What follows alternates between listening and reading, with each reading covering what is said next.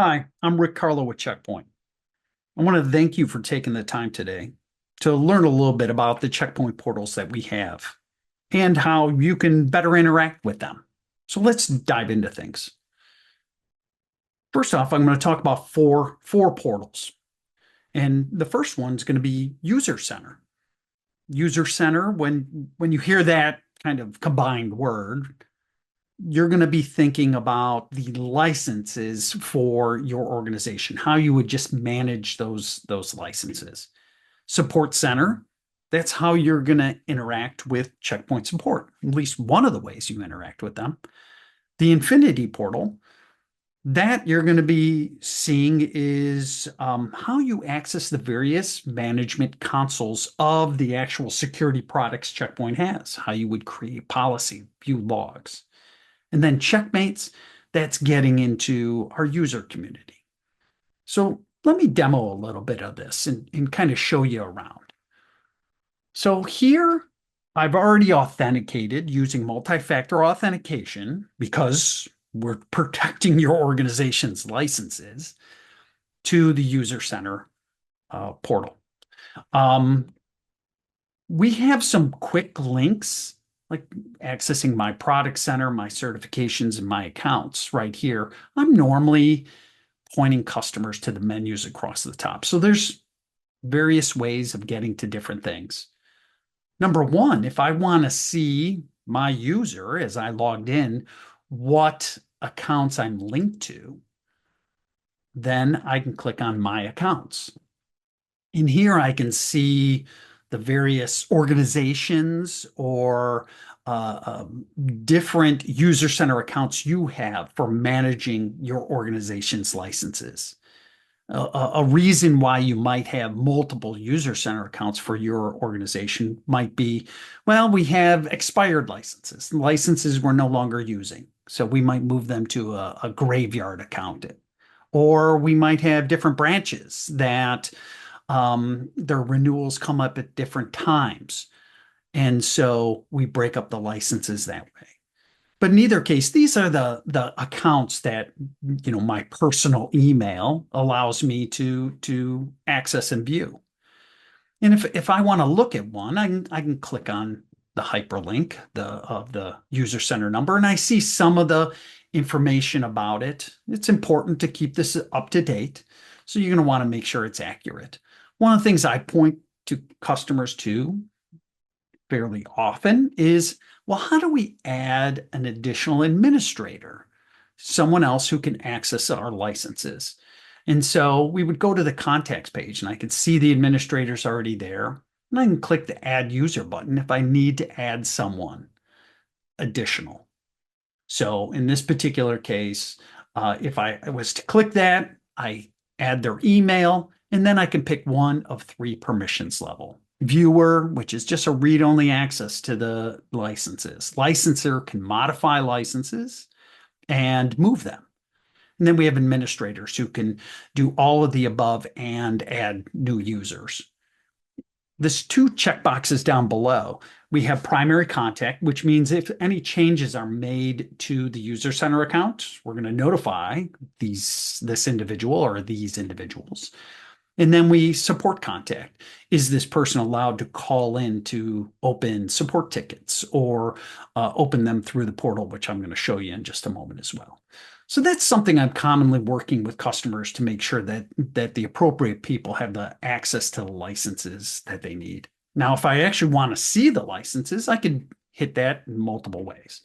Number one, I can click on the hyperlink of the number of products that I have there, and that's going to take it. Or if I go through Assets Info, I can go to Product Center to view my products.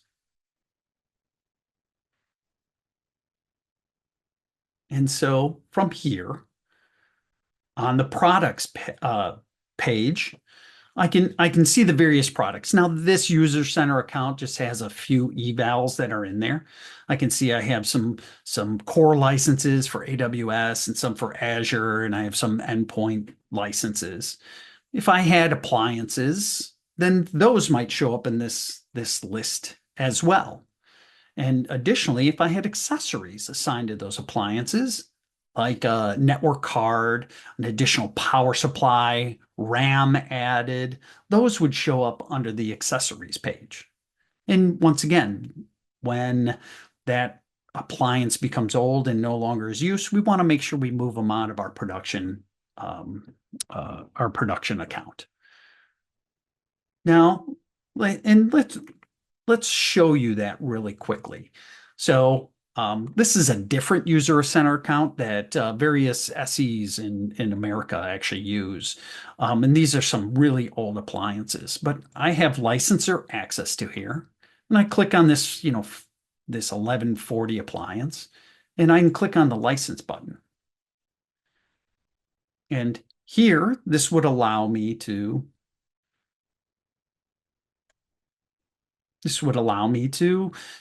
change the licensing information up above. But also something that's quite important is for this particular appliance, what is the address associated with it? This becomes important because if there's a failure, we want to make sure that the new hardware, the replacement hardware is delivered to where you need it to go. So does that need to go to the data center in Atlanta that the box typically sits, or does it need to go to headquarters in Chicago so that it can be staged before being sent to the data center? So it's very important to make sure you have that address correct on your checkpoint appliances. And I just wanted to show you that.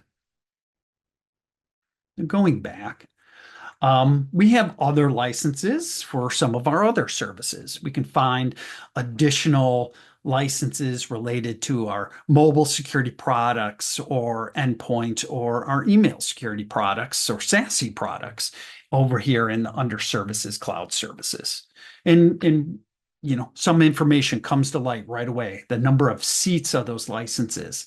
And something that's really important to me when dealing with customers is when is it up for renewal? I don't want customers' licenses to lapse. So we're keeping an eye on these dates, and we want to make sure customers are aware of what those dates are as well. Customers also have the ability to generate evaluation licenses. Now, I'll work with customers quite a bit on my own to make sure that if they want to kick the tires on some product, that they have the appropriate licensing. But, if I come to this evaluations page, I can click the product evaluation button and I can select, an all-in-one, firewall license, or we have other products down below. And I can scroll through the list and choose what I want: endpoint, email, mobile. So I just wanted to kind of show you that you have the ability to do that. Now within UserCenter, I'm happy to work with customers to get more familiar with it, but that's all I was going to show today. Now let's turn our attention to SupportCenter. Now I can access that by going to support.checkpoint.com, which is pretty much going to resolve to supportcenter.checkpoint.com. So you can type in either of them to get here. And once again, after authenticating using two-factor authentication, I'm going to get presented with a page similar to this. So immediately you can start searching our knowledge base for various articles. We refer to our articles as, or our knowledge base articles as SKs, stands for secure knowledge. So if I'm looking up a solution for a customer, I'll say, check out SK 111303. And they can type that in there and it'll take them directly in. They can also say, how do I configure DHCP server? You can type in those kinds of things. You could type in a specific version of our software, R81.10, and that'll take you to the page that has all the downloads for that. We also have best practices guides. You could type in best practices, and it'll have various kind of best practices for threat prevention, our network security products, endpoint, and what have you. So fairly simple to find all of those things. So I could also enter in an error code if I had a specific message that was popping up in there to find what might be the possible issue with that's generating that error code. If you need to open a ticket, You can always call into Checkpoint, but I wanted to point you out to the convenient button at the bottom of this page, open a service request. Um, Quite often I'll recommend to customers, I'm like, open a ticket online first before calling in. You're able to gather your information and put it in here beforehand and designating one of three options. Is it just kind of a technical, hey, this is broken, not working correctly type issue? Is it a non-technical issue? Is a problem with my licensing or accessing the portal? And then RMA. That would be, hey, we have a hardware failure. We need some kind of replacement. And once again, I mentioned that that address that you enter for that particular appliance is going to be crucial at a moment when you're doing the hardware replacement. But you can gather that information here, and then if you then need to call in, you can say there's an existing SR service request and access things that way. If you want the phone numbers, I can go to contact support and I can see the various phone numbers around the globe. But I'll also point out if the issue becomes more urgent for you, there's an escalations path. And so you can see the escalations path. Most of the time, it just involves looking at the ticket and clicking a button, escalate to manager, to do the escalations. Wanted to point those things out. Let's go back to that main support site again. And we can see there's these popular documents. So certain things that you might find here, the support lifecycle policy. This really will show you like when things become end of life. Now that might be an appliance, it might be a specific software version that you're running. And it helps you keep an eye on when you need to upgrade or refresh your appliances. Hardware compatibility list is going to be if you're running Checkpoint software on your own Dell or HP hardware. Which models has Checkpoint verified through QA that it will run appropriately on? The service status page for the cloud services. You can see the history of uptime for those various services. The other thing I'll point you to is my subscriptions. Clicking on here will allow you to subscribe to various product updates for the products you're interested in. So if I'm interested in SD-WAN and updates related to that, I can select to join those. So you might want to subscribe to some updates as you go along. And that's about all I was going to show when it comes to SupportCenter. Now, another portal I wanted to show was the Infinity portal. So I'm going to log into portal.checkpoint.com.